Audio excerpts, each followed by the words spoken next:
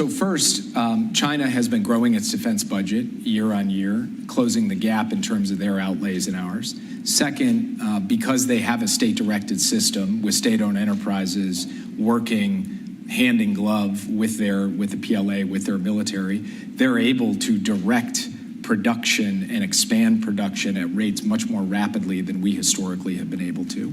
And they've also increased their innovation capacity, going beyond merely stealing technology and then copying it to developing new systems. So I think we have to take the overall industrial base capacity of China very seriously. And it is a key factor in the way that we think about what we've got to tool up to do ourselves and along with our allies and partners. At the same time, I think that there are three areas where the U.S. has inherent advantages. One of them is the same state-owned enterprises that are able to very rapidly send the demand signal and generate the production of key munitions and weapons platforms. They're also, they can put brakes on or limits around innovation. And so we continue, I believe, to have an edge.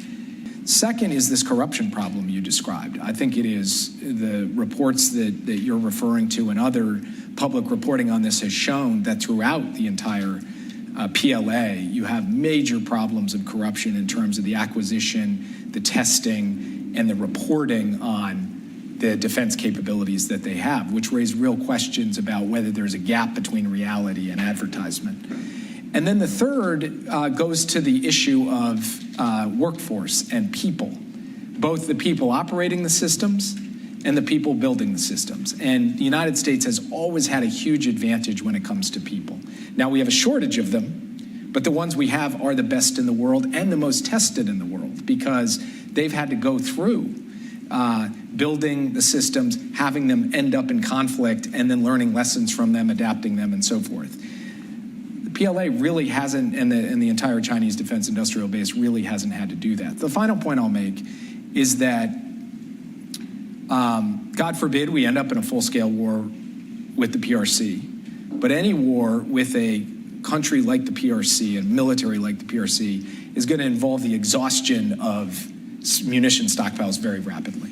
So a big part of the answer to a healthy defense industrial base over time is the ability to regenerate, to surge, to build during a conflict, not just to build before to prepare for a conflict. And that's got to be a key lesson that we take away from what we've seen over the last 3 years on the battlefield in Ukraine.